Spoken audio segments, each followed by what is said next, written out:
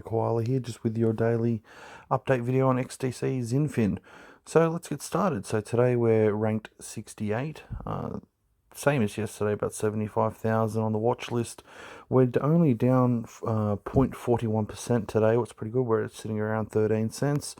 We've had a high today of a little bit over 13 cents and a low of 12 cents. So give or take, it's pretty much very similar to the other day.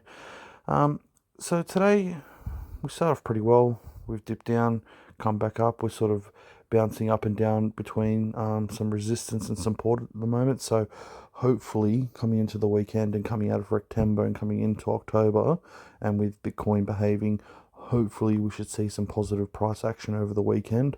So let's keep going down here. So so trading volume was about 6 million, so I was a little bit down. Like I said, we're 0.39% down in the last 24 hours, so it's not that bad.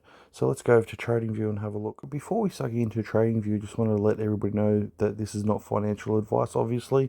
Do your own research. I use specific indicators that have always worked for me.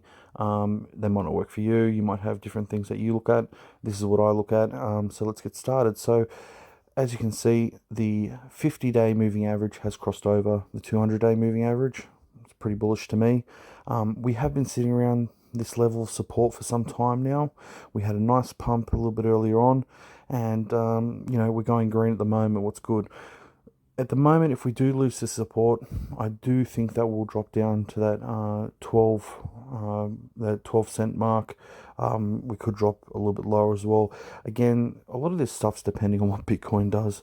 As much as everybody loves to talk about XDC maybe decoupling one day from Bitcoin, it's not going to happen for some time. So at the moment, pretty much if Bitcoin starts misbehaving, then we can expect, unless there's something very, very bullish coming out, that the price will react with that. So this is a very normal thing. So the level of resistance that I've got here is at 13 cent mark. So we're sort of bouncing in between this at the moment.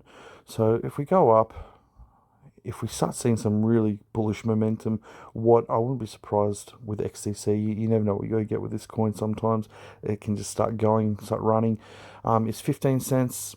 Our all-time high up here is at 16 cent mark from what I know. No, it's not actually. It goes up further than 19 cents. Sorry, I'm used to doing all Australian dollar charts. I only do USD charts because the guys in Telegram make fun of me because I scare them. So if we start looking at this, we've got a little bit of room there to go to get back up to where we were before, but I do believe that we can get up to 30 cents probably by the end of the month. That's my prediction. Again, that's not financial advice, but in my opinion, I really believe with the fundamentals that have come out in the last 7 days and how it's been worded, how that more's to come in coming weeks, that's a good indication that we could see jumps and pumps like this one here around the 20th. So we'll have to wait and see. But the main thing at the moment, we are above the moving averages, so we are bullish. But again, there are key levels of resistance here that we need to break through, and there's a fair few of them, and we do need that volume to start picking up. So if we quickly just go across to the volume, let's have a look here so you can see volumes. Nothing fantastic at the moment, but again, let's see what happens. Over the weekends, many things can happen. I do believe that it will pick up over the weekend, just based on having a look at other fundamentals, looking at Bitcoin, and seeing what's going on in that market. I do think that we will see an uptrend, and we will see potentially another wave up with a retrace like normal, find some key level of support, and then keep our momentum going up. So let's have a look. So as well, I like to look at the Bollinger Bands.